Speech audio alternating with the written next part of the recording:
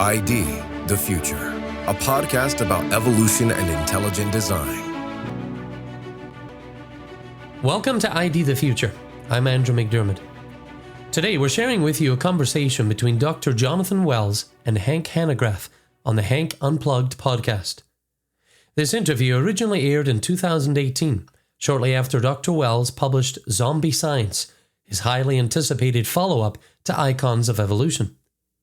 With the recent passing of Dr. Wells, Hank and his team re-released the interview, along with some words of tribute to this icon of the intelligent design movement. Enjoy this hour-long conversation, unpacking more icons of evolution and why the zombie science that comes out of a Darwinian paradigm is a threat to science and our culture. Well, welcome to another edition of the Hank Unplugged Podcast, a podcast that is committed to bringing the most interesting, informative, and inspirational people directly to your earbuds. In today's edition of the Hank Unplugged Podcast, I want to begin by saying something that you've probably heard me say before, which is that other than the scriptures, Darwin's magnum opus, obviously titled The Origin of Species by Means of Natural Selection, might well be the most significant literary work in the annals of recorded history. And that's a mouthful. Sir Julian Huxley actually called the evolutionary dogma it spawned the most powerful and the most comprehensive idea that has ever arisen on Earth. Harvard scientist Ernst Mayr said that the Darwinian Revolution of 1859 was perhaps the most fundamental of all intellectual revolutions in the entire history of mankind. And in like fashion, biologist Michael Denton once said that the far-reaching effects of the Darwinian dogma ignited, an intellectual revolution more significant than the Copernican and the Newtonian revolutions combined. Indeed, neither the 20th nor the 21st centuries can be comprehended apart from the intellectual revolution that theory has produced. So in light of the unprecedented impact of Darwinian dogma, it would be reasonable to expect it to be, solidly rooted in truth. In reality, however, evolution is rooted in metaphysical contentions and mythological tales. Denton actually summed up that sentiment profoundly when he termed the Darwinian theory of evolution the great cosmogenic myth of the 20th century. The far-reaching consequences of this cosmogenic myth can be felt in almost every field, including all areas of academia and every professional domain. The most significant consequence, however, is that it undermines the very foundation of Christianity. If indeed evolution is reflective of the laws of science, then Genesis must be reflective of the flaws of Scripture. And if the foundation of Christianity is flawed, the superstructure is destined to fall. However, as you'll hear on today's encore presentation of the Hank Unplugged Podcast, it is not Christianity, but the great cosmogenic myth of the evolutionary naturalistic paradigm whose foundations are crumbling. A short while ago, I received the sad news that the great iconoclast, the great destroyer of the icons of evolution, Jonathan Wells, had departed this life on his 82nd birthday. His death induced me to go back and listen to my last interview with him on Hank Unplugged. this podcast devoted to his last book, a book titled Zombie Science, which incidentally was a follow-up to the classic volume titled Icons of Evolution. So as I listened, I couldn't help but think that in our discussion, Jonathan Wells provides one of the most concise and compelling refutations of the evolutionary paradigm that I've ever listened to. And on a personal note, re-listening to this podcast that originated back in 2017 was, a sobering experience. It reminded me that I did this podcast interview not long after being diagnosed with stage 4 mantle cell lymphoma. Now, 7 years later, my lymphoma is gone. And so is Dr. Wells. He's absent from the body. But you and I, we're still here. We're here to make a difference for time and for eternity. And I'm also reminded of something I say over and over again: only one life soon 'twill be past. Only what's done for Christ will last. Well, with 2 earned doctorates, Jonathan Wells was not only a brilliant scientific mind, but he was also incredibly brave in the face of the brazen attacks that await anyone who dares disagree with the so-called scientific consensus. Of course, I'm talking about the scientific consensus on evolution. His work brought to light the errors of the evolutionary paradigm. It exposed over and over again the false icons that for decades have been used as the argument. Icons that have been passed off as settled science to unsuspecting young minds. Well, just as Jonathan Wells was an iconoclastic force when it came to evolution, he was likewise an icon of the intelligent design movement. I have so long appreciated his work, as well as our conversations that span a good number of years. His influence will long outlast his life on earth.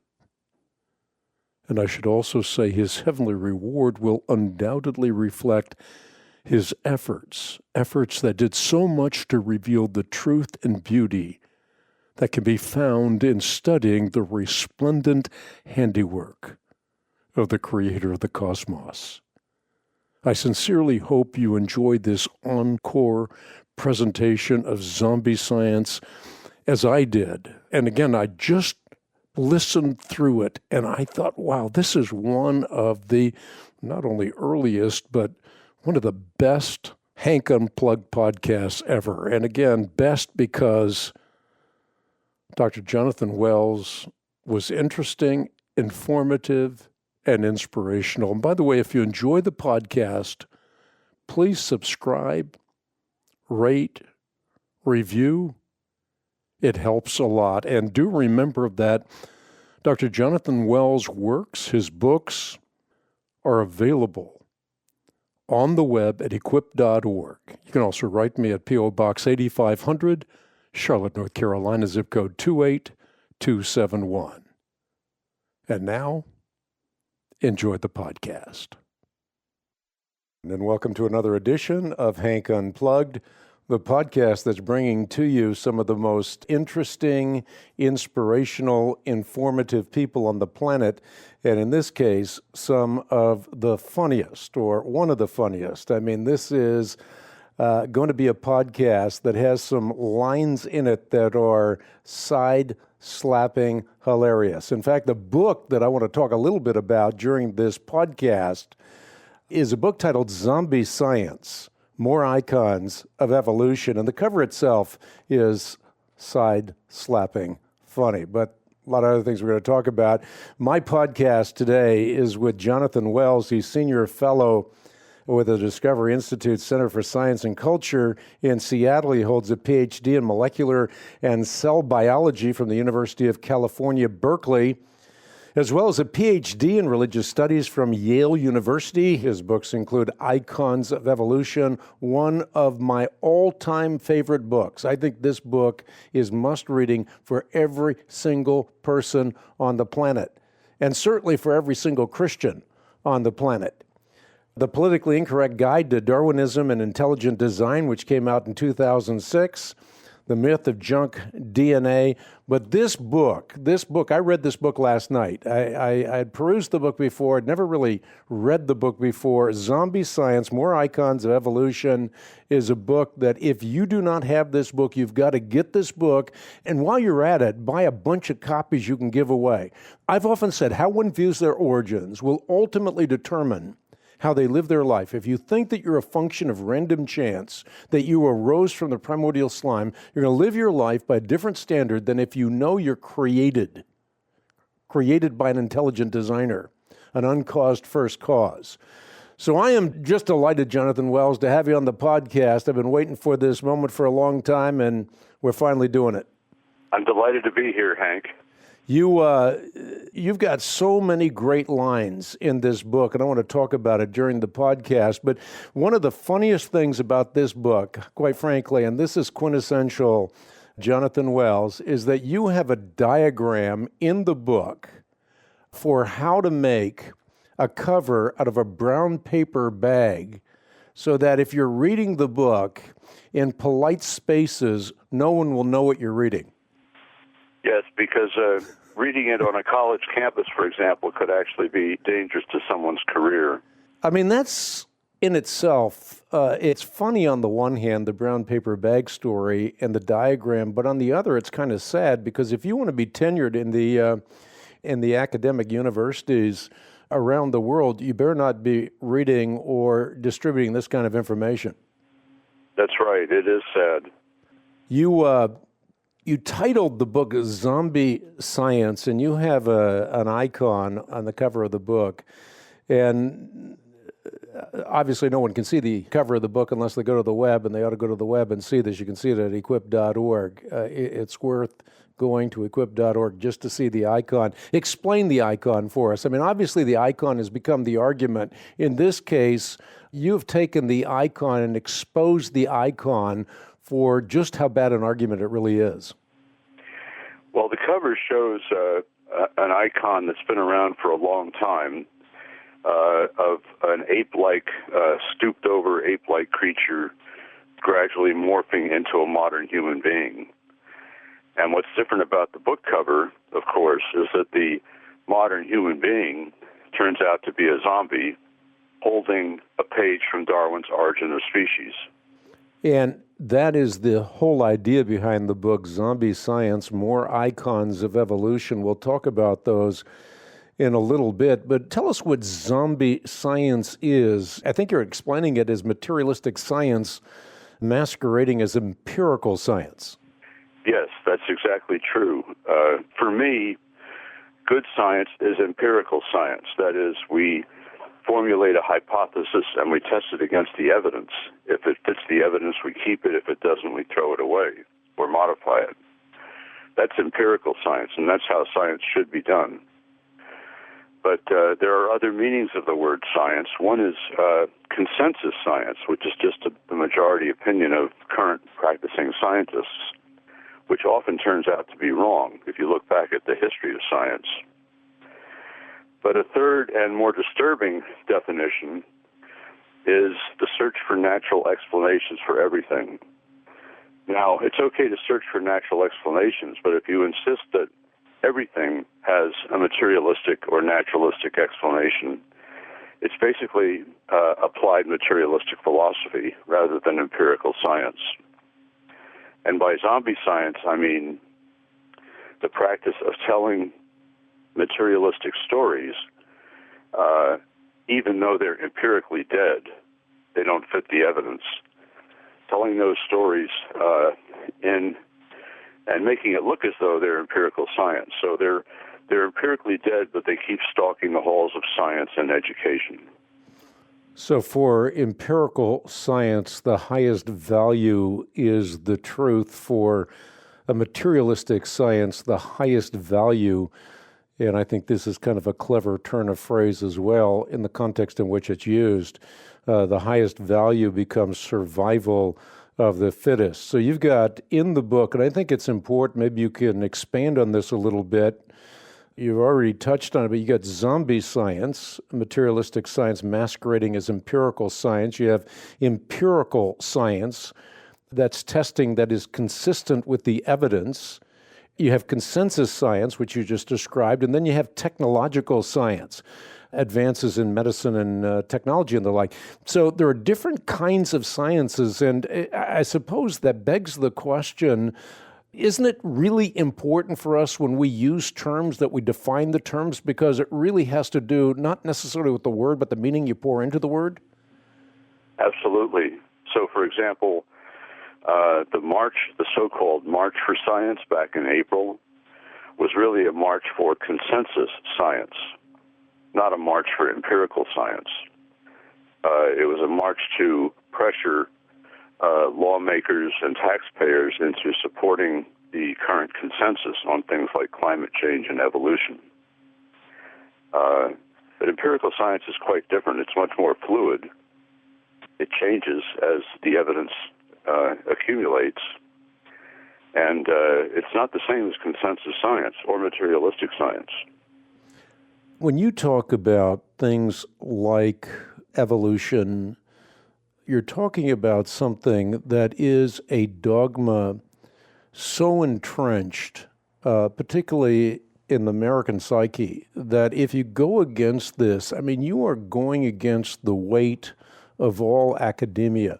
The same thing is true with respect to climate change. I know as president of the Christian Research Institute, I'm oftentimes told by people inside and outside the organization, let's lay off the whole issue of climate change, because the moment you even begin to question consensus science, you're seen as someone that, well, is an obscurantist that's lost your brain somewhere in the narthex of a church.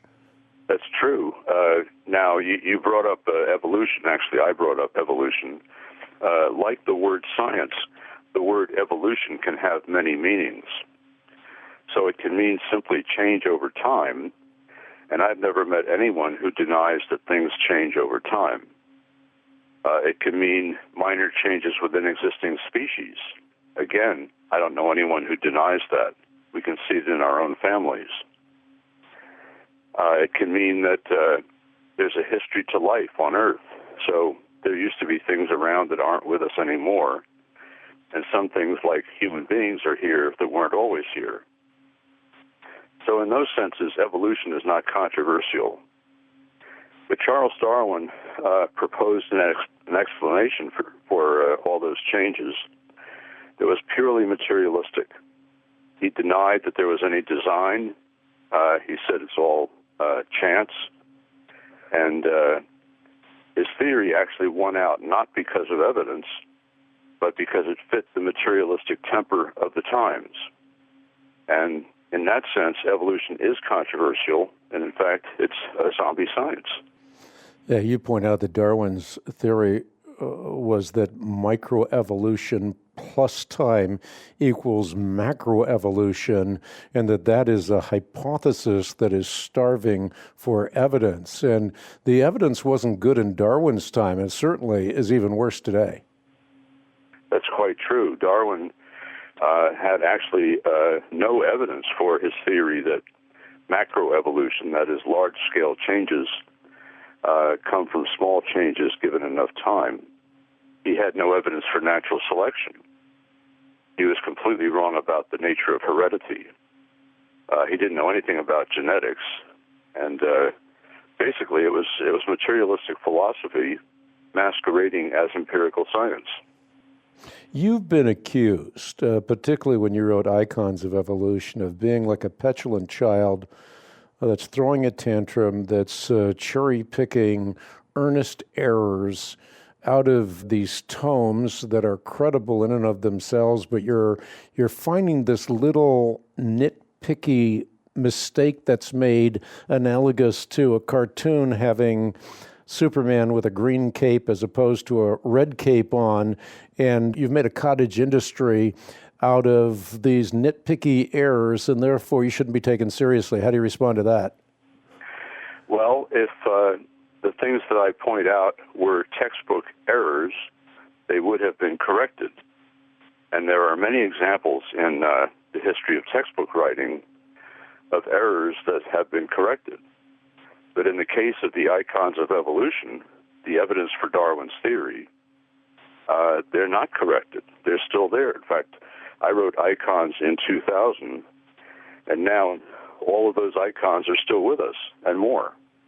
Yeah, exactly. The title of your book, Zombie Science, More Icons of Evolution. So it's not as though they've jettisoned the icons that are demonstrably false. They just kept shuffling forth more icons out of the dustbins of people's imaginations.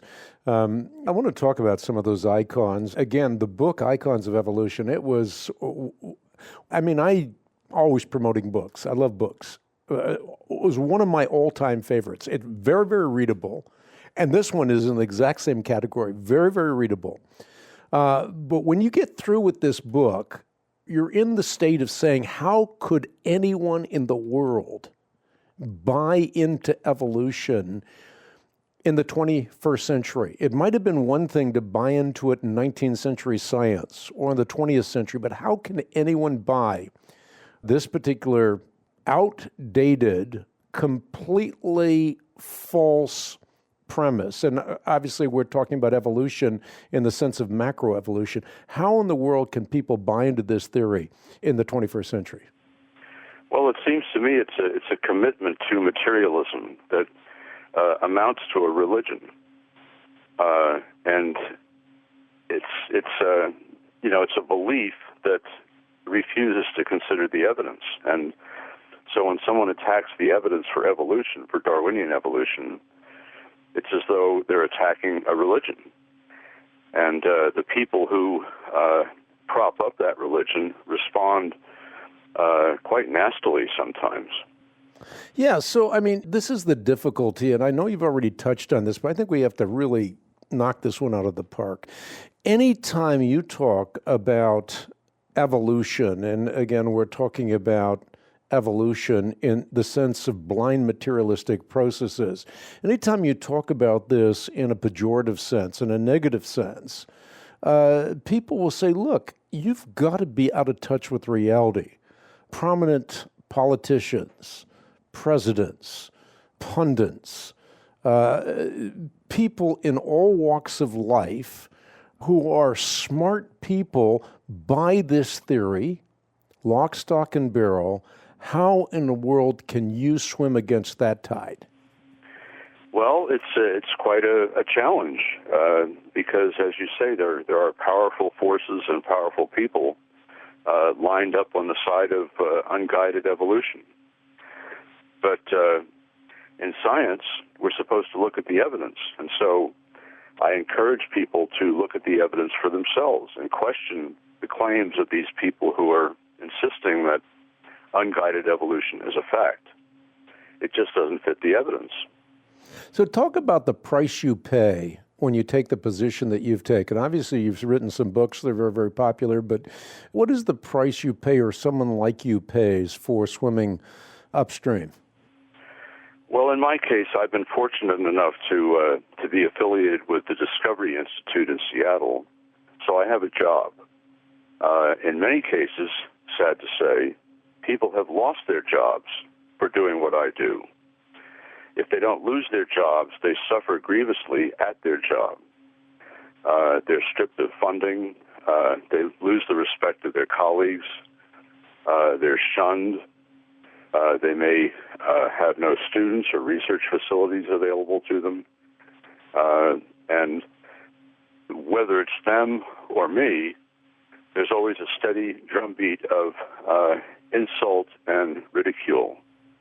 So you have the very difficult task if you if you stand with Jonathan Wells, you have the difficult position of standing against the very people who control the research funding, who control what gets into scientific journals, faculty appointments.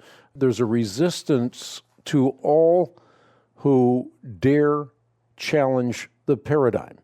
And I think that even beyond that, and maybe you can comment on this for us, it's the old adage that paradigms only allow us to see what paradigms allow us to see, which is to say that we don't think as much about our paradigms as we think with our paradigms. So once we're in the water, the macroevolutionary waters, it's very, very difficult to see clearly or to see that, you're in this water and you can't think outside the lens of this particular paradigm.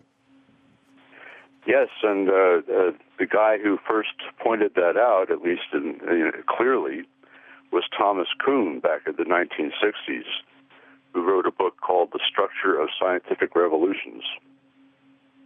And he pointed out that paradigms exert a very strong influence over how people think and how they behave, and they're very difficult to change. And it's not always a matter of evidence. It's more a matter of politics and money and power. And I think your humor goes a long ways to getting people to consider the absurdity of their paradigms.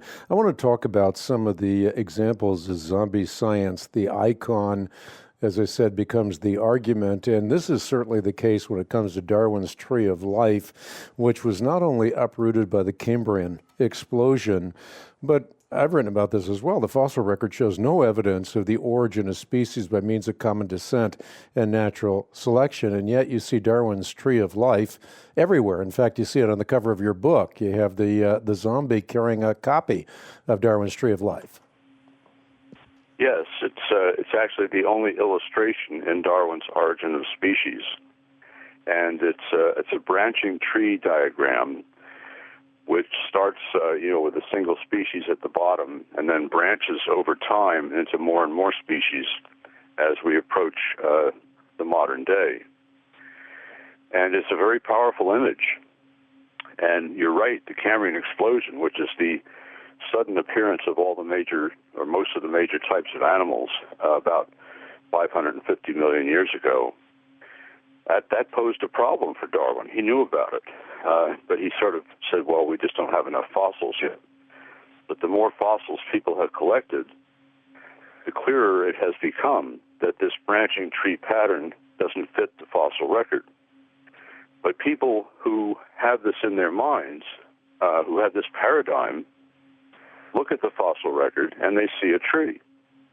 And it's very hard to dislodge that illusion, no matter how much evidence we accumulate. I mean, it really works for the uninitiated. I mean, if you don't really know the arguments and you don't know the backstory, the icons are so powerful. Another one is the ape to man icon, and you did double duty on the cover of the book because you got Darwin's Tree of Life there, the icon, and then you have the ape to man icon. But what did Darwin say? At some future period not very distant as measured by centuries, the civilized races of man will almost certainly exterminate and replace the savage races. I memorized that a long, long time ago and I've written about that over the years. But the hell of it, as it were, is that in Darwin's ranking, and a lot of people argue about this, but if you read The Descent of Man, there's no argument whatsoever, and what I'm quoting is from Descent. In Darwin's ranking, the Caucasian is on the top, then down at the bottom, dangling at the edge of humanity, you have what he wrote about as the Negro or the Australian, and they're just a hair's breadth away from the most human-like apes. So here you have Darwin very clearly taking the whole idea, the evolutionary idea, to its logical extension with the crowning jewels of God's creation, humankind. Absolutely, and I think that was an underwriting purpose of his theory was to make humans little more than highly evolved animals. So there's nothing special about human beings. Certainly we're not created in the image of God for Darwin. So you have people like Dawkins, Richard Dawkins, who tries to absolve his hero Darwin from this kind of racism. But this is pure and simple racism. I mean, and when you extend it to humanity, you're saying that you've got to get rid of the unfit, because if the unfit survive indefinitely, they're going to infect the fit with their unfit genes, and then evolution is not going to be possible. So you have a whole eugenics movement that's closely linked, inextricably linked, I should say, to the evolutionary paradigm. That's true. And, we spoke a few minutes ago about the scientific consensus. 100 years ago, the scientific consensus in America, the scientific establishment, was very pro-eugenics. And thousands of people were forcibly sterilized because of it. So there's one example of the consensus being, overturned eventually. Thank goodness. Thank goodness, yeah. You've brought this up in your books, but I think this is one of the icons that we ought to talk about for a few minutes at least. That's Darwinius Macilli. I love the name Macilli.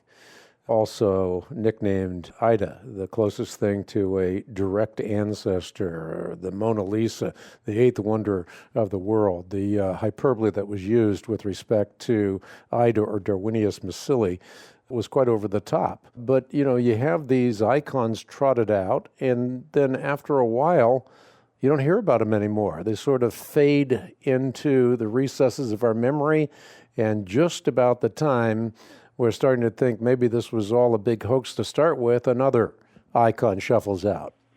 Quite right. Well, that's zombie science for you. There's a story to be told.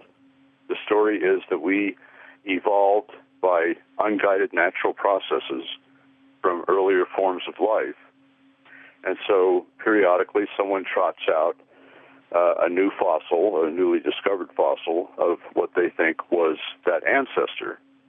And that's what happened with Ida. It turned out to be actually a lemur, not anything like a human being at all. But that's zombie science at work. Zombie science. And part of the narrative with respect to zombie science is the hippo-like animals evolving into whales. And this actually had its genesis with Darwin himself.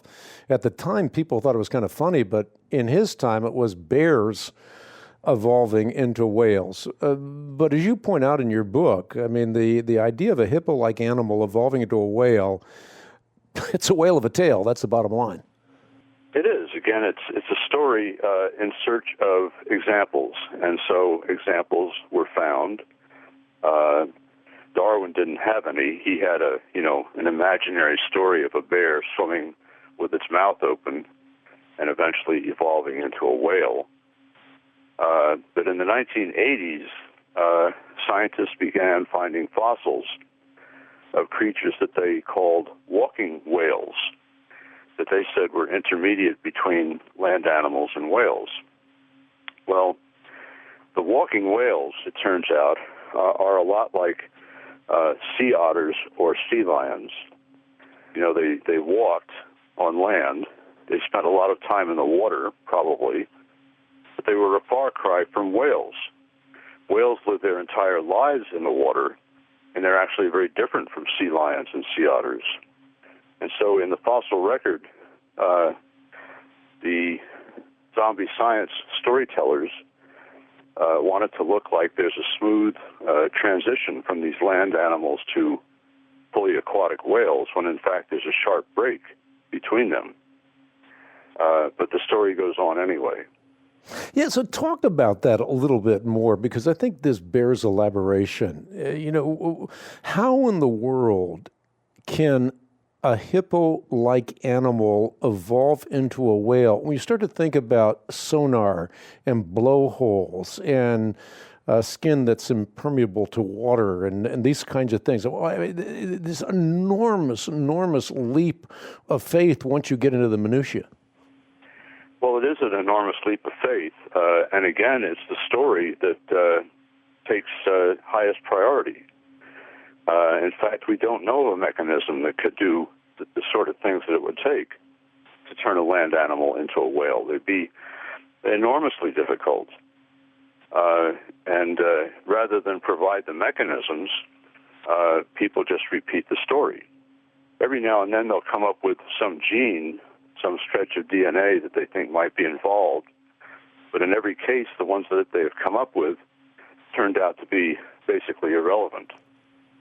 So it seems to me that the narrative that Christians have faith and scientists have facts is really misguided, in the sense that what scientists really have, at least scientists that are promoting this narrative, is they've got stories.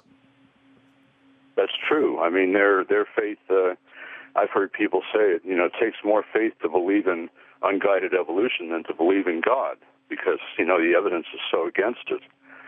And it's true. It takes a large measure of faith. I heard a friend say a few years ago, a Christian friend, that faith is belief in things for which we have no evidence. And I disagreed with her. I said, I don't think that's true. I think faith is, as the classic theological tradition says, faith is belief in things unseen. But that doesn't mean we don't have evidence. My faith in God is based on what I consider to be evidence. The evolutionists' belief in unguided macroevolution is more based on a faith in materialism than it is on evidence. And the fact that something can't be seen obviously doesn't mean that it doesn't exist. I mean, there's lots of clear evidence for that. You can't see the law of gravity, for example. Right. Archaeopteryx. Talk about Archaeopteryx. Archaeopteryx for a long time was supposed to be a missing link. Turns out to be a full-fledged bird, and there are a lot of evolutionists. Stephen Jay Gould is no longer with us, but he actually conceded that before he died. Yes, Archaeopteryx was discovered right around the time of Darwin, and seemed to provide a missing link between reptiles and birds.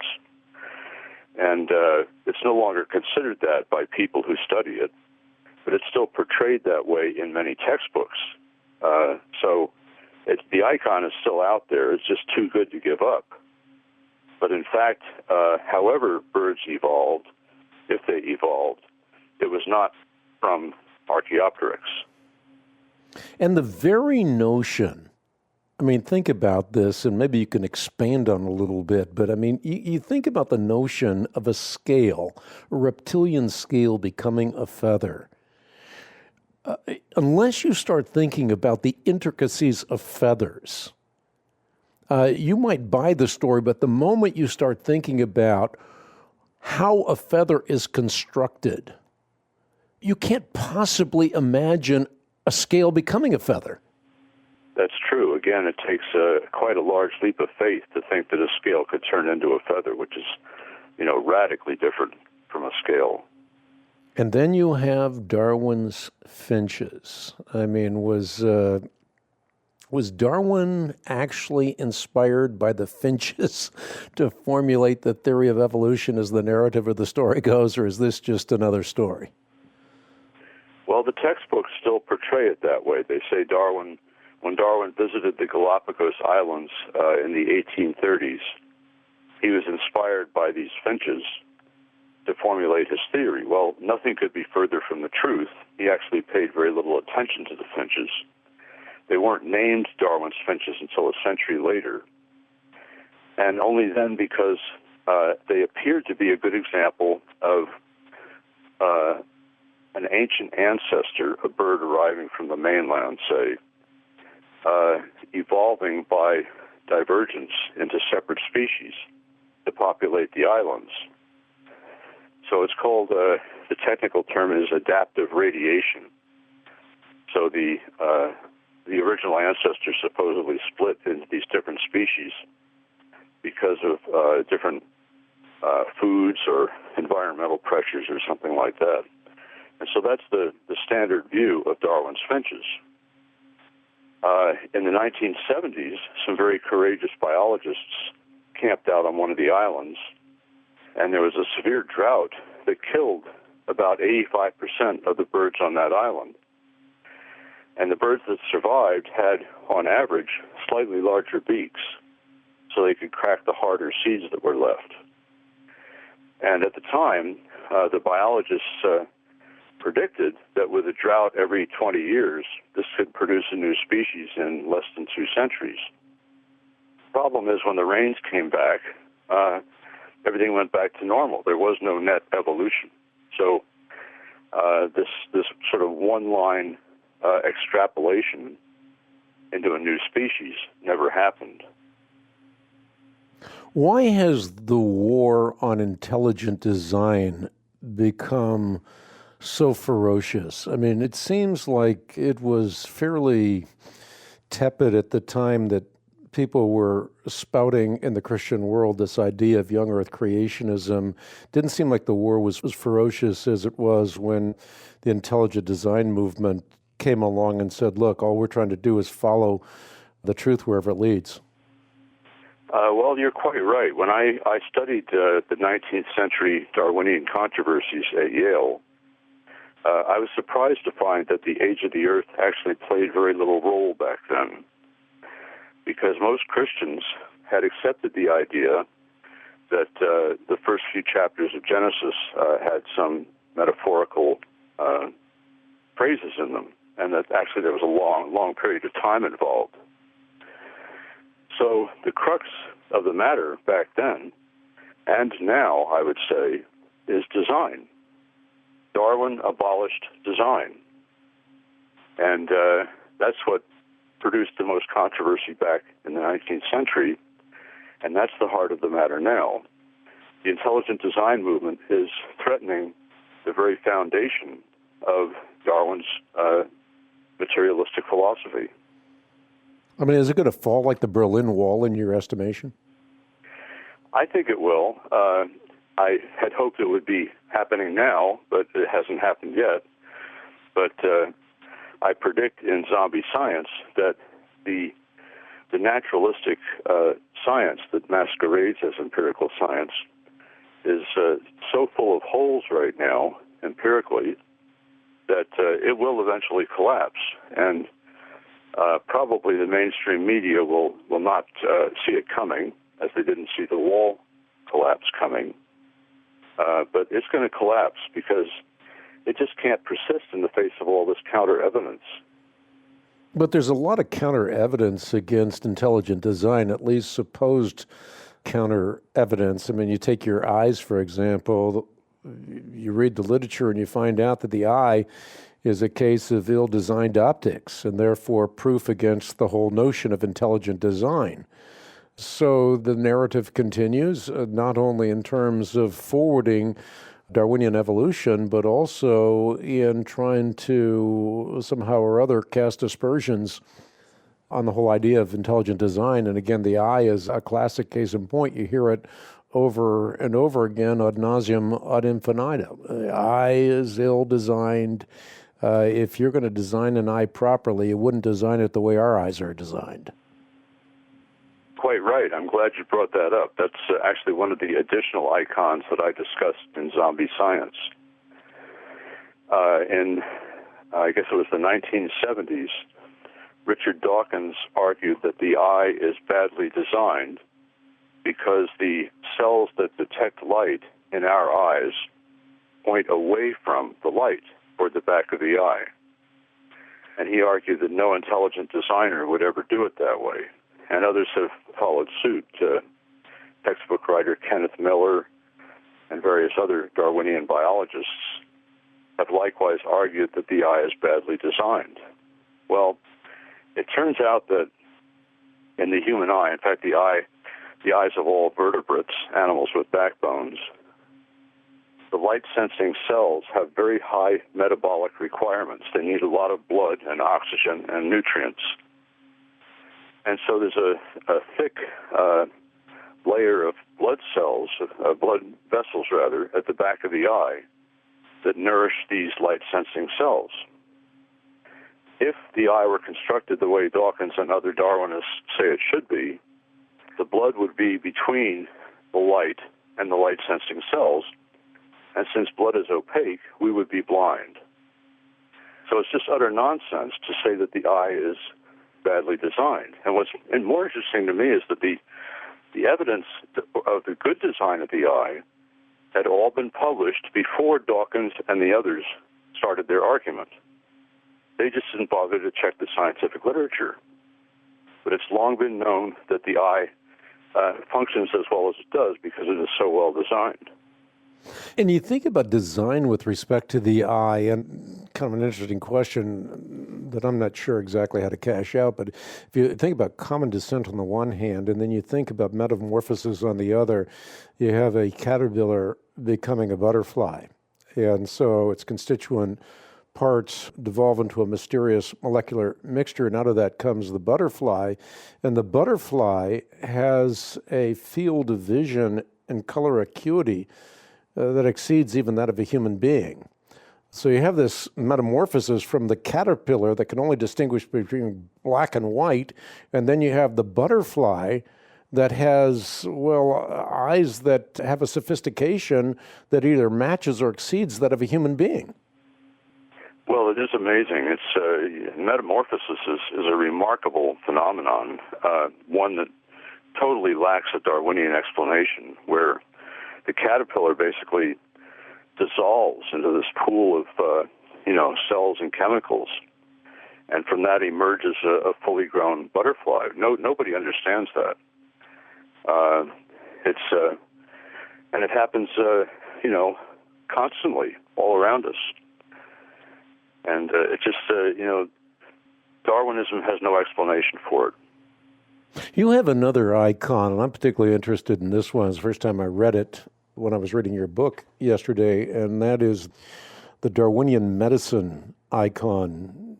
I don't know if it's called that exactly in the book, but that's what I recall, the Darwinian medicine. And again, I'm particularly interested in this because it has to do with cancer, and I happen to have cancer.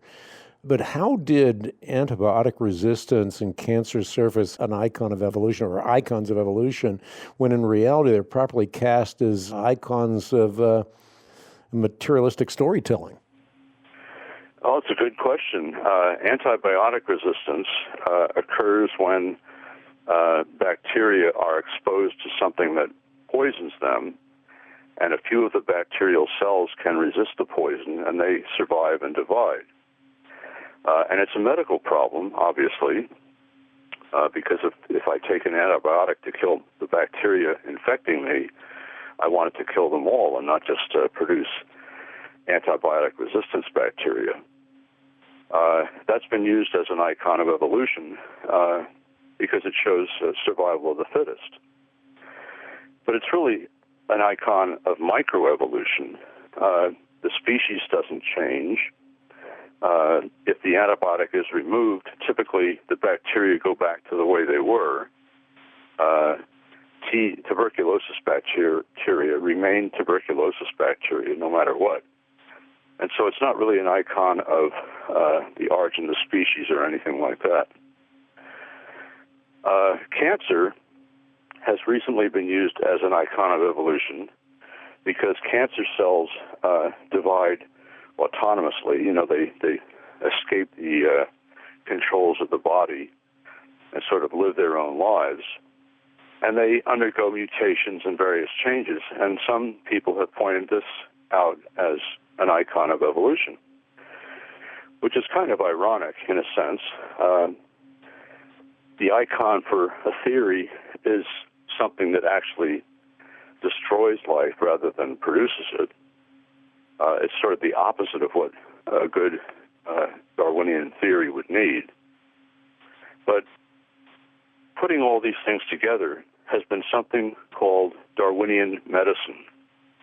And according to the advocates of Darwinian medicine, since nothing in biology makes sense except in the light of evolution, nothing in medicine makes sense except in the light of evolution either.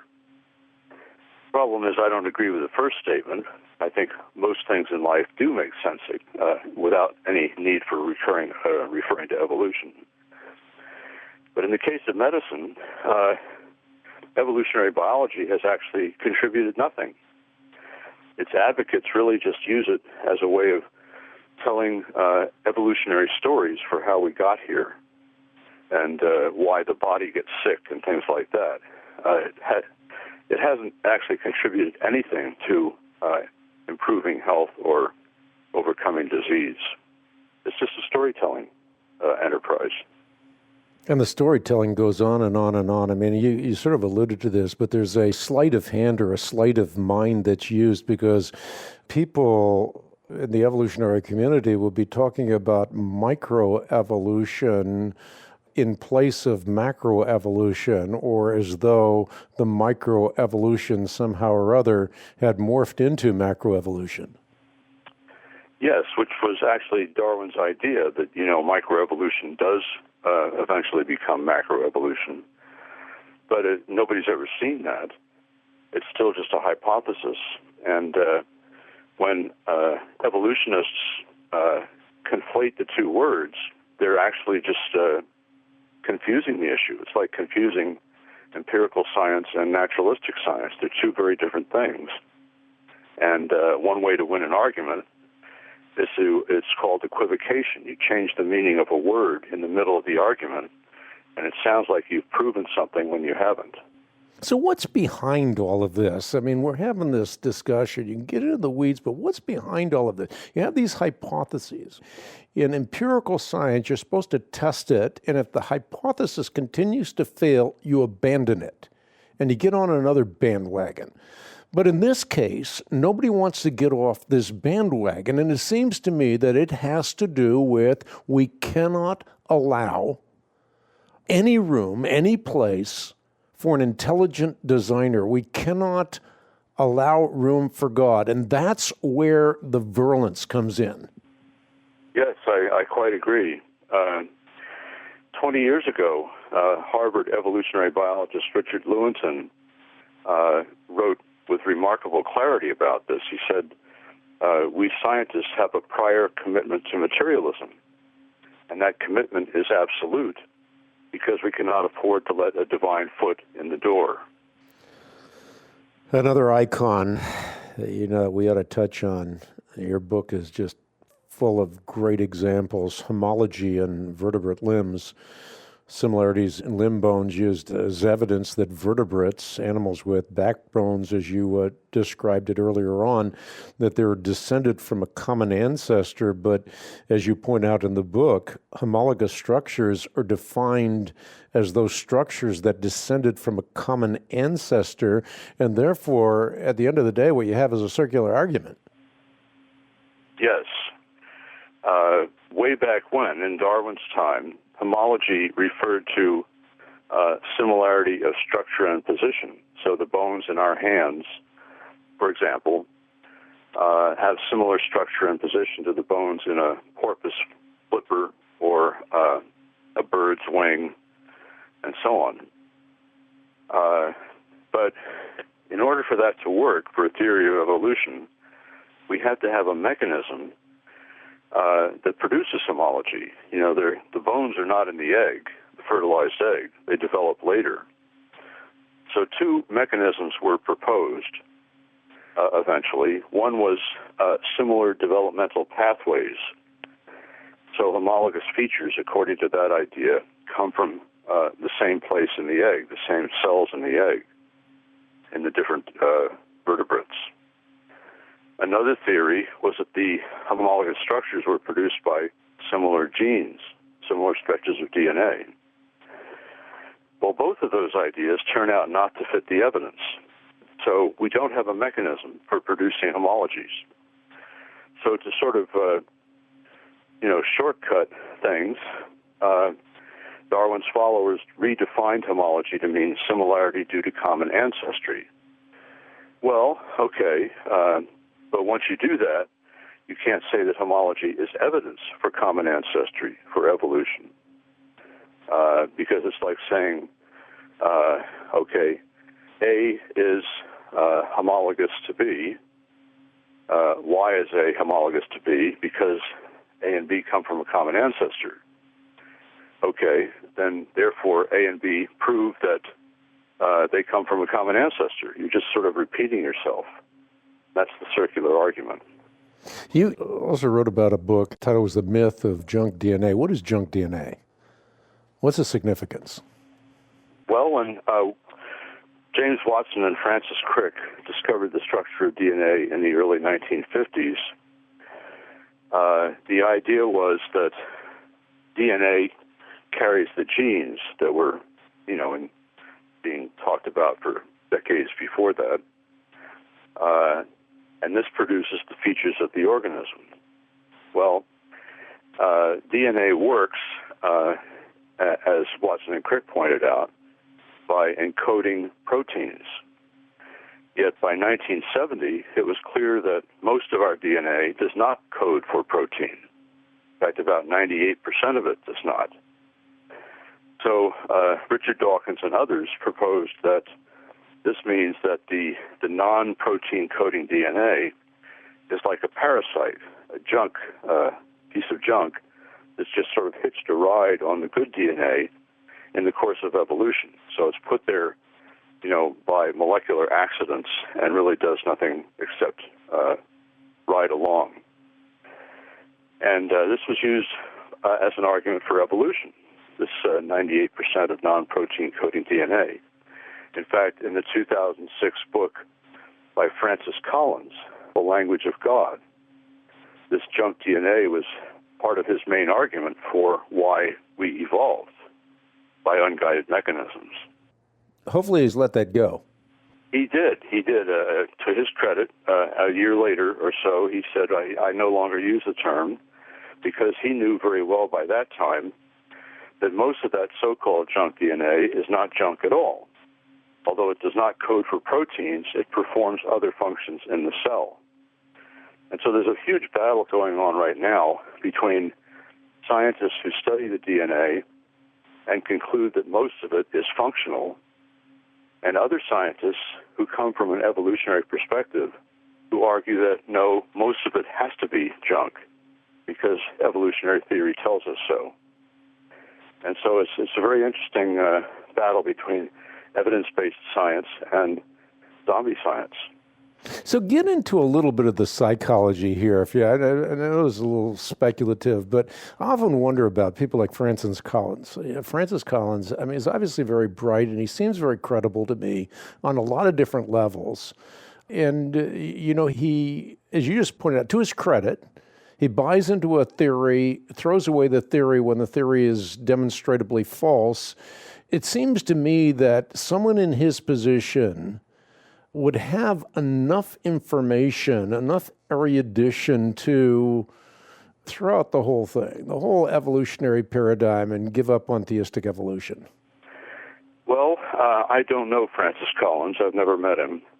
And so I hesitate to speculate on his motives, but I do know people like him who, in spite of the fact that they see the evidential problems, they don't give up on the idea. And again, I'm not referring to Francis Collins himself, but in some other cases, people I know really don't want to be disrespected by their colleagues. They have good positions in academia.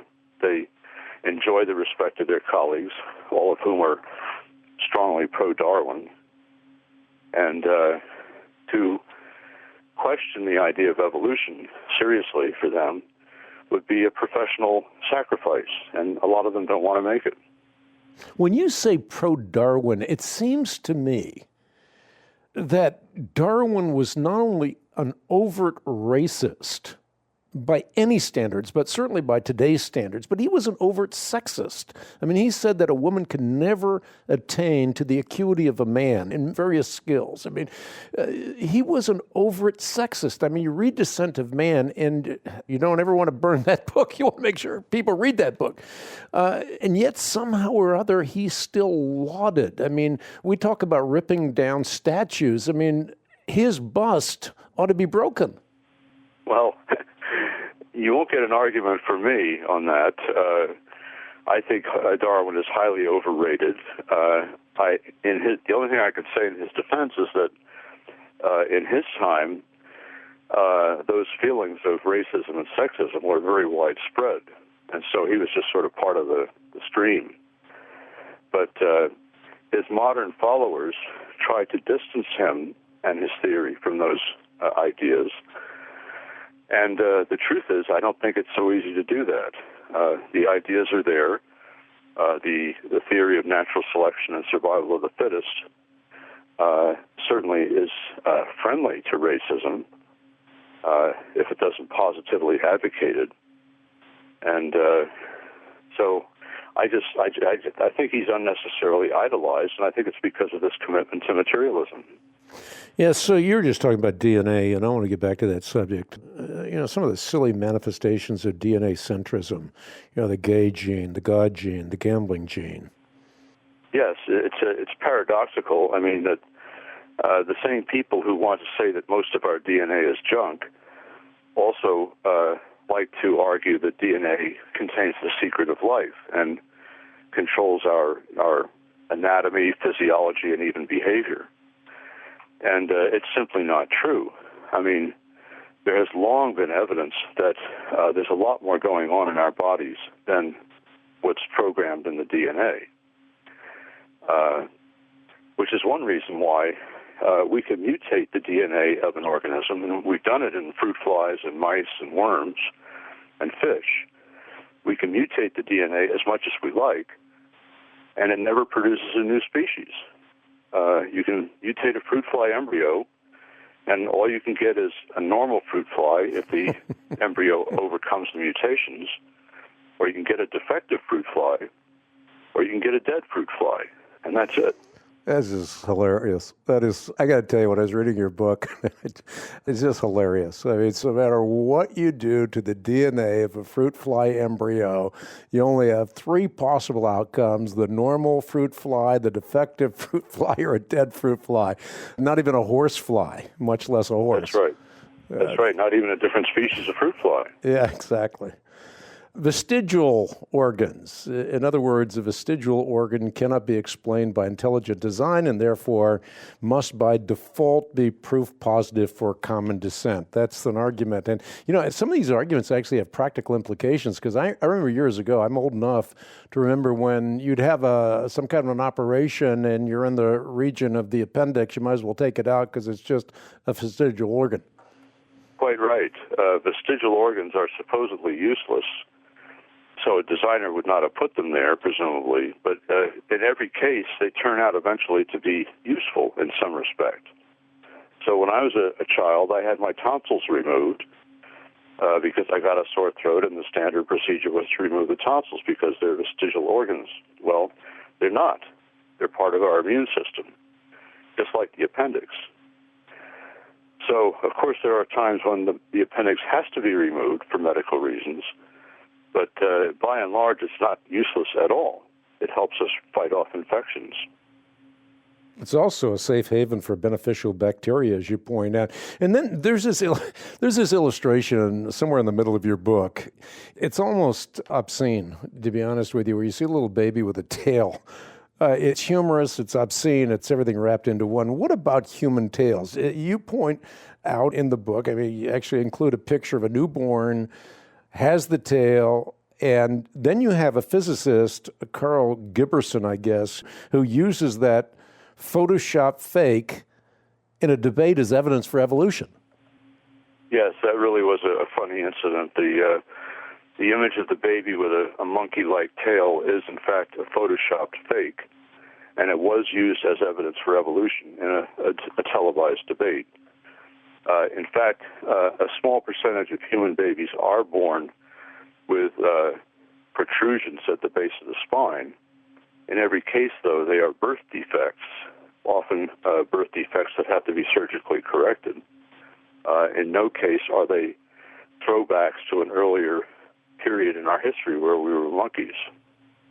So in your view, and I think this ought to be stated really clearly for every single person listening to this podcast, evolution is a science stopper, but in the narrative, it's ID that's the science stopper. Yes, unguided evolution, Darwinian evolution, is a science stopper. among other reasons, because it claims that certain things are junk. And if you say something is junk, that kind of discourages research on it. And these things turn out not to be junk. So in that sense, it is a science stopper. Intelligent design, on the other hand, leads to fruitful research. If you think something has a purpose, you're more inclined to study the function of it and discover it. A friend of mine once pointed out that Francis Crick, the co-discoverer of the structure of DNA, was at his best when he thought like a design person, that is, an engineer. That's when he discovered things about the functioning of DNA that nobody had known before. But then at other times, he thought like an evolutionist. And in those cases, he was dead wrong. For example, he defended the notion of junk DNA. So design for Crick was fruitful, and evolution was a dead end. You got some great lines in the book. One of my favorites is evolutionary thinking is like reverse alchemy. It turns gold into lead. Exactly. Another one that I love is Henry G., I guess the editor of Nature.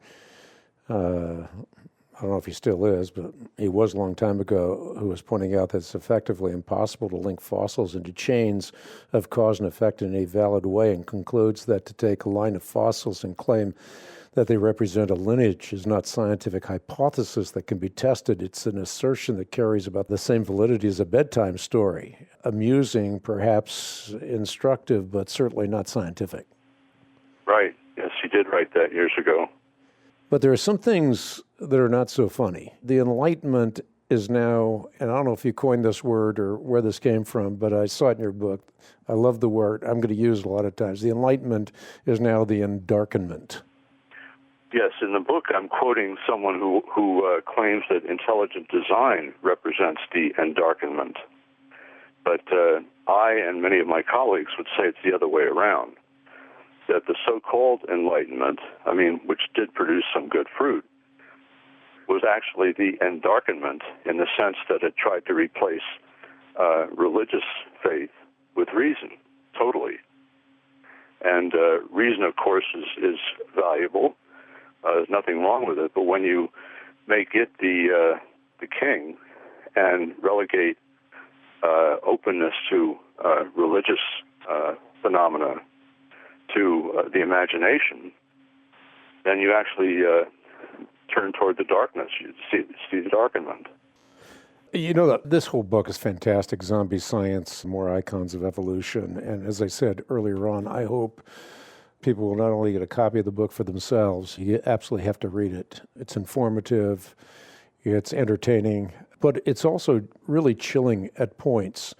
And I found the most chilling chapter in this whole book to be Zombie Apocalypse. And what I mean by that is you have this clergy letter project.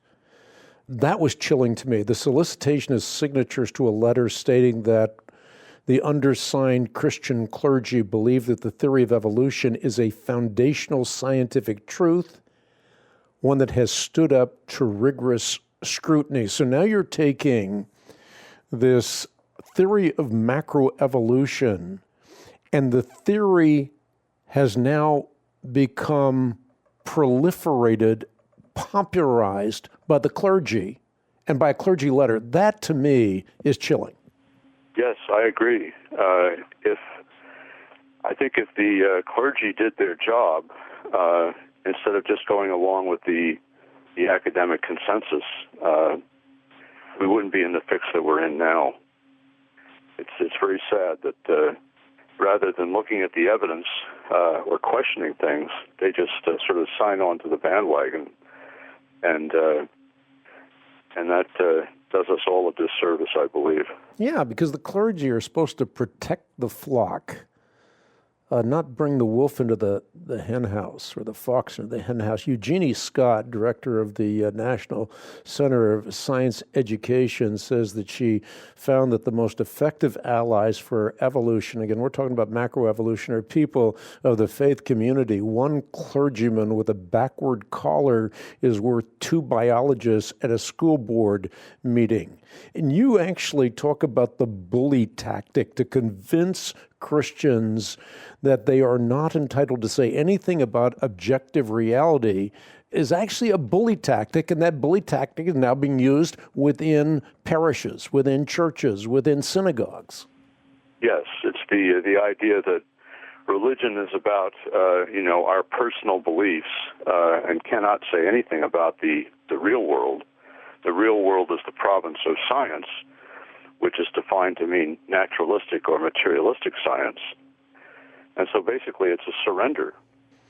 It is a surrender. And now we have Evolution Sunday, celebrated each year on the Sunday closest to Darwin's birthday. I mean, it absolutely incredible. So around February 12th. Evolution Sunday encourages clergy and congregations to immerse themselves in materialistic evolution. I mean, this is hardly the role of the church, but that's what we've devolved to. Yes, very sad. I'm sorry to say that the denomination, I attended church in the Presbyterian Church USA, PCUSA, which recently endorsed the Clergy Letter Project. Very sad.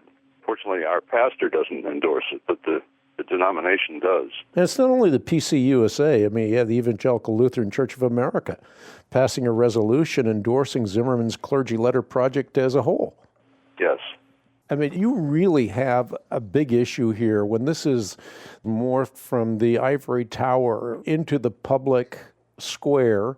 You have sloppy journalism, which takes the information and then doesn't really fully understands the information, rejiggers the information, and then puts it out for popular consumption. Now you've got this stuff inside the church being promoted. It's not just innocent school kids anymore. Now it's the parents, it's the Sunday school teachers. They're buying in to the skin of the truth stuffed with a great big lie. And I think this is your quote from the book. I don't remember, but I remember the words, with so many clergy drinking Darwin's universal acid, it is no wonder that religion in America is declining. And I think that's the heart of the issue. And I hope you can expand on that just a little bit. I mean, here you have a great recession that's happening within Christianity. Kids are leaving the church in droves. And I, as the father of 12 children, 9 natural children, we adopt 3 children, I can tell you, having all of my kids in Christian education, they go off to university. And if they are not forewarned and forearmed, my kids tell me that their peers, they just leave the Christian faith because they have this idea that you can uproot the first few chapters of Genesis, and once you've uprooted that, I mean, everything else falls as well. Yes, especially when you deny that there's a designer, that we're here for a purpose. I mean, what's left of faith after that?